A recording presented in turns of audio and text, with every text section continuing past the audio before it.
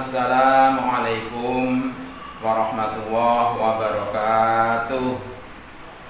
Anak-anak kelas 9 MTS Nahdlatul Muslimin yang saya banggakan, kali ini kita bertemu kembali pada PJJ SKI kelas 9 MTS Nahdlatul Muslimin yang ke-6 kalinya, atau yang pertama pasca UHB semester dasar.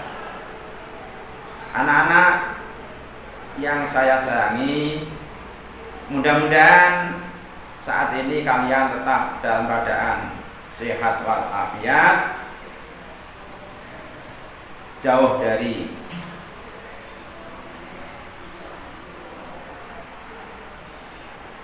malapetaka. Mudah-mudahan dikasih lindungan Allah Subhanahu wa ta'ala. Amin Allahumma amin. Anak-anak silahkan buka LKS SKI kelas 9 halaman 40. Materinya adalah peranan pesantren dalam dakwah Islam. Dalam bab ini meliputi satu, pengertian pondok pesantren. Yang kedua, tujuan pondok pesantren. Yang ketiga, fungsi pondok pesantren. Yang keempat, pesantren sebagai lembaga dakwah. Coba anak-anak amati pada gambar halaman LKS halaman 40. Di situ ada 3 gambar. Coba tolong diamati betul gambar yang terdapat dalam halaman 40 tersebut.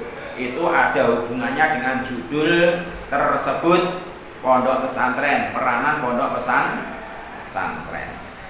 Nah, setelah kalian amati betul, coba silakan membuat pertanyaan dengan menggunakan apa, apakah, bagaimana, mengapa, bagaimana jika, kapan, di mana, siapa, dan lain sebagainya.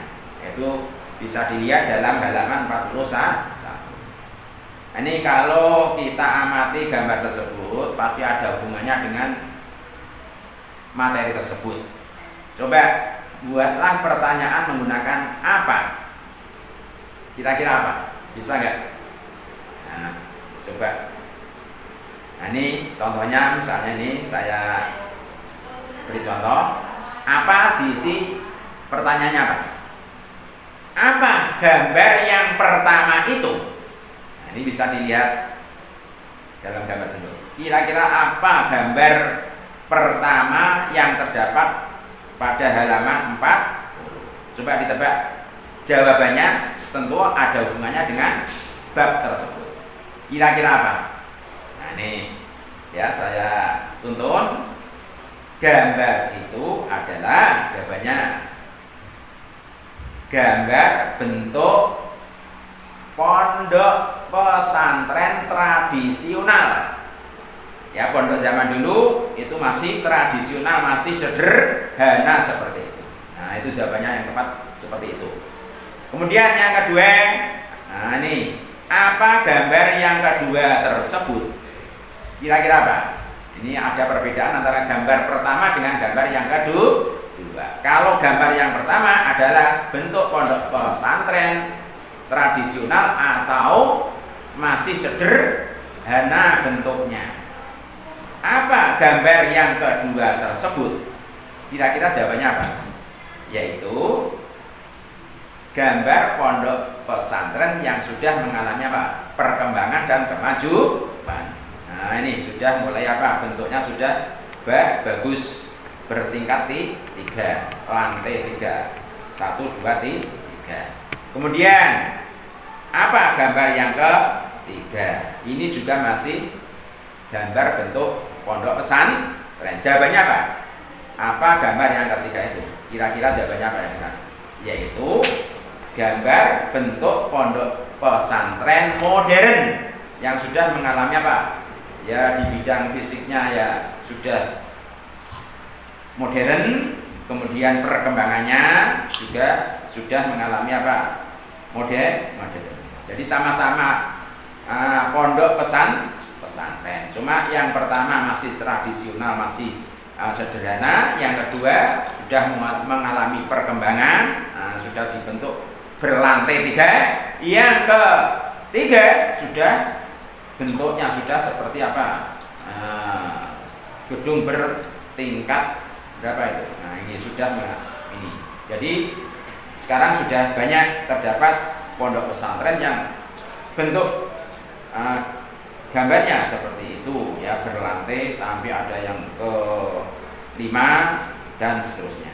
Jadi itulah. Kemudian selain pertanyaan menggunakan kalimat tanya apa, bisa dikembangkan ya, bagaimana, terus mengapa, kapan, di mana, dan siapa. Nah ini. Jadi itulah cara apa itu membuat wawasan yang luas. Nah ini. Sekarang menginjak materi yang pertama, pengertian pondok pesantren.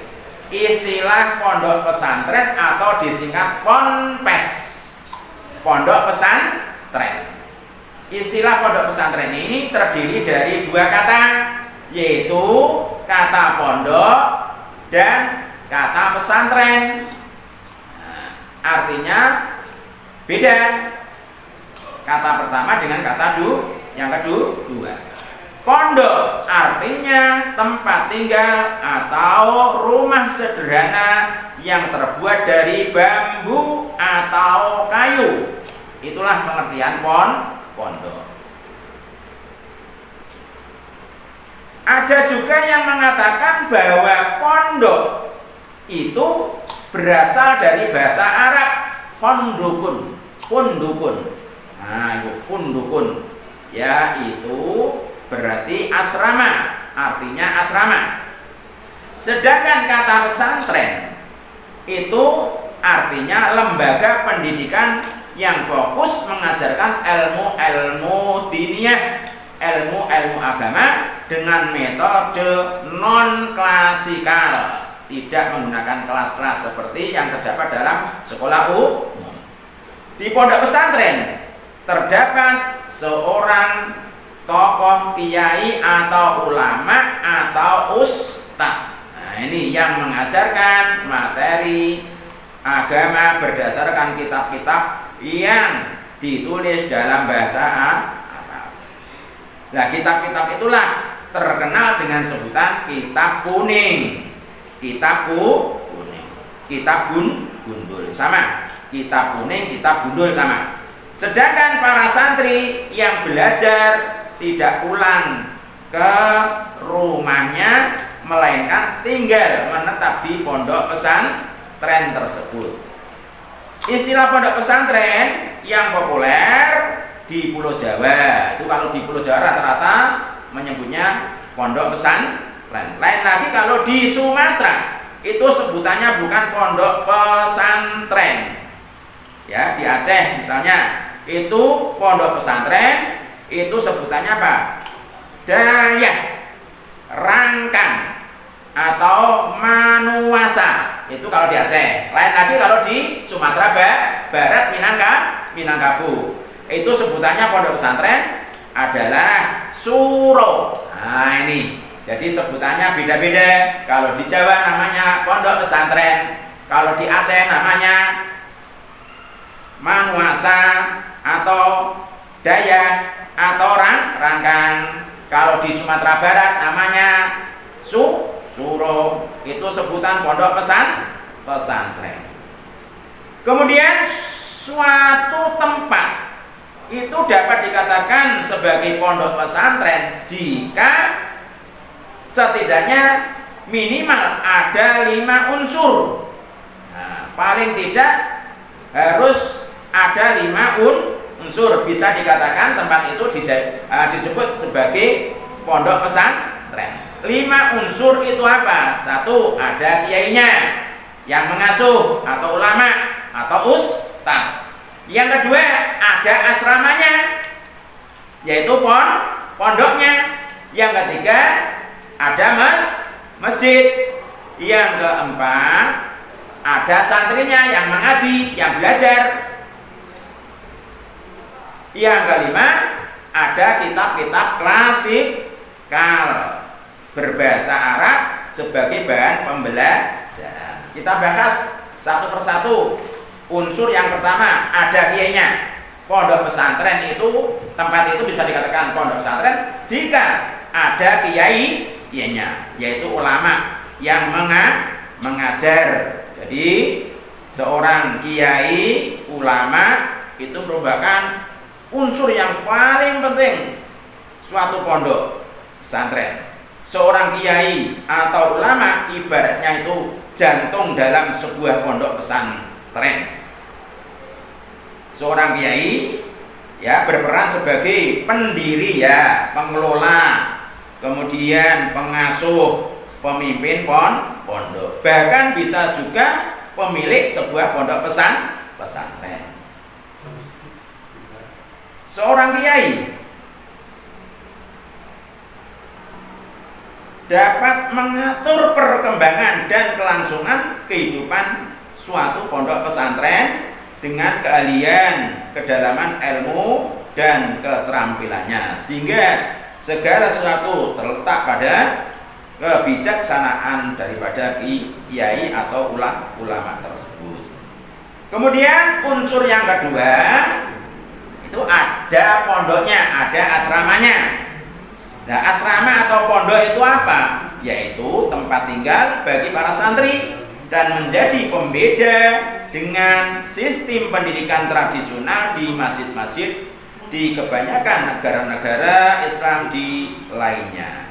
Nah, sistem pondok bukan hanya ciri khas sebuah pondok pesantren, melainkan juga penopang utama bagi pesantren untuk dapat tumbuh dan berkembang. Kemudian unsur yang ketiga, ada masjid. Nah, masjid itu adalah tempat utama bagi perkembangan agama Islam sejak awal. Oleh karena itu, keberadaan masjid di pondok pesantren tidak dapat diabaikan. Masjid berperan sebagai pusat kegiatan ibadah. Di samping pusat kegiatan ibadah juga pusat kegiatan belajar.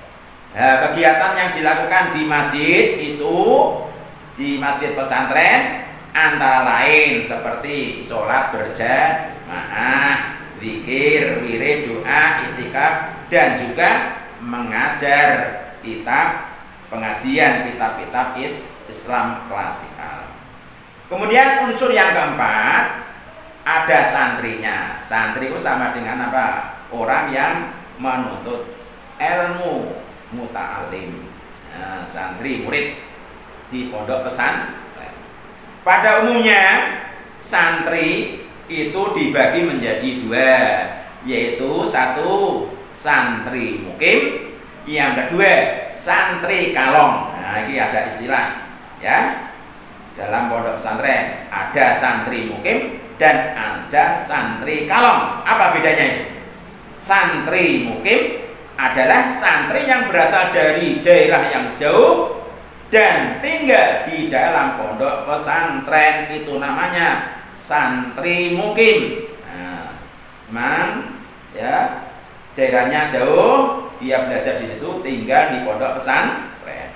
Sedangkan santri kalong, nah ada istilah santri kalong, yaitu santri-santri yang berasal dari daerah sekitar pondok pesantren, namun mereka tidak menetap di dalam pondok pesantren. Mereka pulang ke rumah masing-masing setelah selesai mengikuti pelajaran atau setelah mengikuti pengajian di pondok pesantren. Itu namanya santri kalong. Karena apa? Tidak menetap di pondok, bar ngaji ya mulai ngomongnya dewe, itu namanya santri kalong. Kemudian unsur yang kelima, di situ ada kitab-kitab kuning atau kitab-kitab klasikal yang dimaksud adalah kitab-kitab para ulama zaman dahulu. Pada umumnya itu berbahasa Arab. Pada awal perkembangan pesantren, kitab-kitab Islam klasikal itu merupakan satu-satunya pengajaran formal yang diberikan di dalam pembelajaran. Namun seiring dengan perkembangan kemajuan zaman, meskipun pada saat ini di pesantren telah memasukkan pengajaran pengetahuan umum, namun pengajaran kitab-kitab Islam klasik tetap diberikan sebagai upaya meneruskan tujuan utama, yaitu mendidik calon-calon ulama yang akan mengajarkan Islam kepada masyarakat. Jadi ini mengalami perkembangan yang maju, ya, diajarkan ilmu-ilmu umum juga. Kemudian pondok pesantren itu merupakan salah satu lembaga pendidikan Islam tertua di Indonesia. Pondok pesantren adalah lembaga pendidikan tradisional Islam dan mempunyai sejarah yang panjang di Indonesia sejak masa kolonial kaum penjajah. Pondok pesantren tumbuh dan berkembang dengan pesat karena memang mayoritas penduduk Indonesia adalah beragama Islam, sehingga keberadaan pondok pesantren sampai sekarang masih eksis. Kemudian banyak tokoh-tokoh pabrik yang alumni dari pondok pesantren, berasal dari pondok pesantren cukup banyak. Antara lain ada yang pernah menjadi Presiden RI yang keempat. Siapa itu? Yaitu Kiai Haji Abdurrahman Wahid. Kemudian ada yang menjadi BPUPKI, badan itu yang membuat Pancasila dan UUD 45. Itu antara lain yaitu Wahid Hasim, putranya Mbah Kiai Haji Hasim Asy'ari. Kemudian alumni dari pondok pesantren yang menjadi tokoh pabrik yaitu Hidayat Nur Wahid, pernah menjadi ketua MPR. Kemudian Hasim Muzadi, ya, mantan ketua PBNU. Din Samsudin, nih dari Muhammadiyah, ia juga alumni pondok pesantren Gontor, ketua umum PP Muhammadiyah. Kemudian Edhan Khalid pernah menjadi ketua MPR. Kemudian Mukti Ali, mantan Menteri Agama, dan Nurholis Majid. Itulah diantaranya alumni pondok pesantren yang menjadi tokoh-tokoh pabrik di Indonesia. Demikianlah materi yang saya sampaikan, mudah-mudahan ada manfaatnya. Berikut ini kerjakan latihan soal-soal pada Google Form. Akhirnya, assalamualaikum warahmatullahi wabarakatuh.